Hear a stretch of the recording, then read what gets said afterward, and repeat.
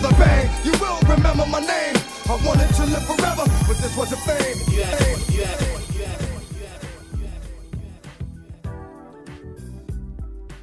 This is how it's going down. Raps first. Your host, House Money, a.k.a. Safe House, if you can find me. This is where we got all the hip-hop news. Talk about the rappers, the DJs, sports. I got some guests in the building. We got the heavy hitter, DJ Bent Rock. Yes, What's up, sir. Rock? Yes, sir. Man. Yes, sir. Shout out to freeagentradio.com. That's right. My man Cam. Heavy hitter DJ Heavy hitter Cam. as well. Yes, yes, You know, yes. Let me slow it down a bit. To my right.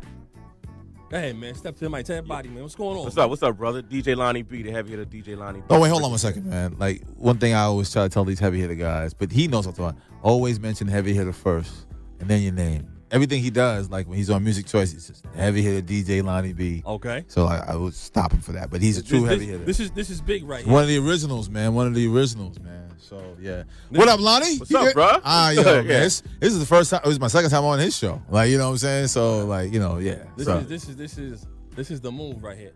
We talk about it real right here. We had first up we had a Dame Dash and Jay-Z sighting. All right. You know, together at a Shaka Pilgrim's party, a birthday party. And they had pictures and, you know, Dash said that he's not upset with Jay. You know, he said he's made enough money. He's not upset. You know, I think that was such a pivotal time in rap when it was Jay and Dash. And then came Dipset. You know, so the whole split with Cameron Yeah. and the Beanie Siegel. You knew Jay and Dame when they was first pushing. Yeah. The original rock, even before that, right? Before that, they were on Payday at first. Wow. Yeah. Okay. Yeah. So you know Dame personally? You know him personally? No, I don't know either person. I've met Jay a couple times, Uh-huh. but I definitely don't know either one of them good enough to say I know him personally. Wow. So what's the deal with? So is Dame like? What is Dame doing I mean, now? he's not upset. They asked him about, you know, Jay's recent album, you know, and he said it was bittersweet.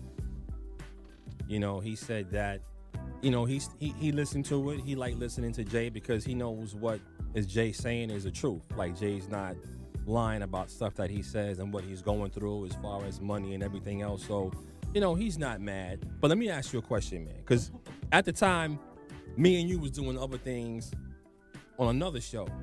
So when Dipset came into the picture and Cam was the president of Rockefeller, do you think that's where the split came from? I definitely think that was a big, and then, you know, Cam kind of blew up with that whole, you know, the Hey Ma and all that. Yeah, I definitely think that was a big. First of all, where is the Dipset?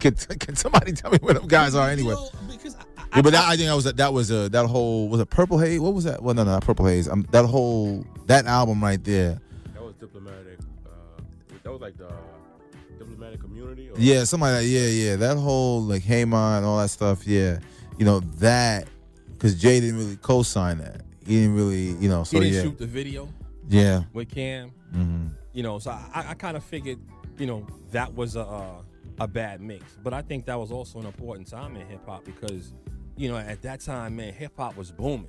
Yeah, man. You know, and to see where it is now and how they split, like most of these crews that were hot back then. Same thing with with the Locks. You don't hear much of them. I mean, they're still together. I actually heard something new. They're coming out with something new. I heard Flex play a couple of cuts or whatever, so they're trying. But once again, this goes back to the question I asked Lonnie B. When you get guys that have been established or they were popping more than 10 years ago, when you come out now, because see, the first trick to everything, and correct me if I'm wrong, guys, okay, who you catering to? Most people now you're trying to cater to don't even remember when you was hot. You know, so that's problem number one. Problem number two, the people that you fed off of you, they're now older. So what kind of music are you making for those people? I think the problem is a lot of the artists still feel like they deserve that look because they're so, I guess, lost in the thought that they still have that position or that juice that they had, whether it was 10 years ago. But like you say, everyone has moved on. and they don't understand that, you know, the audience that you were catering to, they might be listening to the Urban AC station now. Yeah, So, man. Yeah. But see, our perspective on this show is that, you know what, we blame radio. They got to take some fault in that, because once again, you know, let's just say Dipset decides to come back out with something. You know, it should be a lane on the radio where their music can be played. If they playing the same type of sound, the same type of producers, because, you know, they're talented, and I think because of there is no lane, where do you enter back into the game that you gave so much to? You know, there is none. Every place that, you know, when you go up and down the East Coast, it's always a old school show on the weekend. It should be something, you know, at least every day, because the numbers go up. You got a younger audience now listening to the old music or the classic music. So, you know, radio, they should take a look at those numbers and say, you know what, if we got a younger audience starting to listen to these guys and they have something out, but that same 90s sound, you know, why can't that happen? I think the lane will have to be created first to play their classic stuff. I don't think that there's even a lane yet that is playing their classic stuff on a regular basis. So I think that has to happen before there's a lane for them to come out and try to But create you're the new music. DJ, but you guys are in control of that. No, we are the DJs. The program directors and the operation managers are the ones that are actually in control. But So if you have your own show, right? There's still regulations, though. There's still rules and regulations. You can't Well, play the hits. it depends. It depends on the artist, the song. Oh, I'll give you an example. If Jadakiss came to Richmond right now and says, I got a new joint, yeah, he might, if he's coming through, yeah, he might be able to put him on the air. But as far as playing it in regular rotation, that's another conversation. And the first thing the program is going to think, well, my audience doesn't really know Jadakiss like that. That's the first thing they're going to say.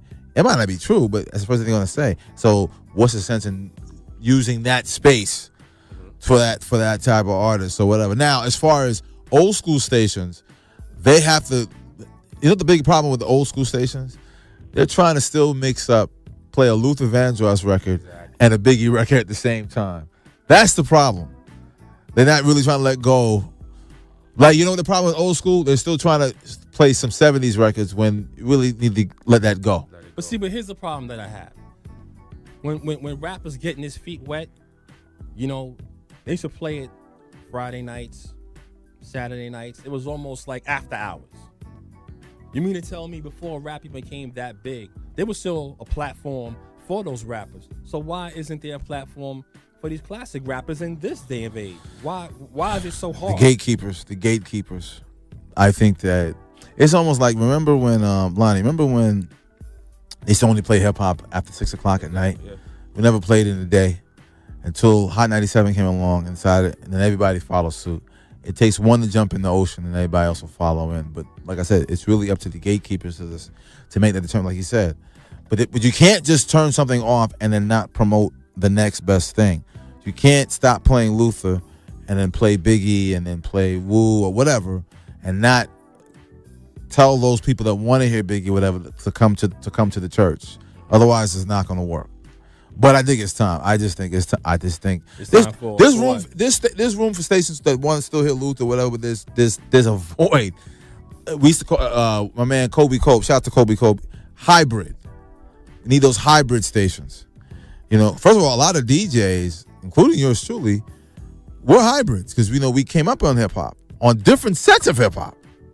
So we need that forum, and then also if you have that forum, then when these guys come in, you got a new joint, let's hear it. And once again, but they got to make these right. They got to make the right records. Yeah, but though. you know what? For you DJs who assess the clubs when you playing music, and you telling me, well, you know what? You got to have old school music played in a club. You mean to tell me when there's meetings and all the DJs get together with the program director? Yeah. None of that is said. Like no one says, well, what about this classic music? Or is it just about money and numbers? But is your question, it's more, it feels like your question is more so like a classic artist making new music versus with his old sound though. But the same producer. But see, at the end of the day, like if their old sound was still popping, they probably wouldn't have never like. Why did it fade away? Why did it fall off? You see what I'm saying? So, Well, I can't say why it fell off. Yeah.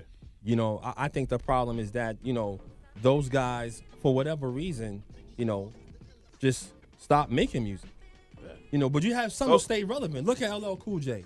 He didn't move away from his sound too much. So why everybody else couldn't follow suit? Yeah, He's a perfect example. Jay-Z's a perfect example of that. But instead of placing the blame on the DJs and the program directors, maybe you need to place it on the artists who stopped making music.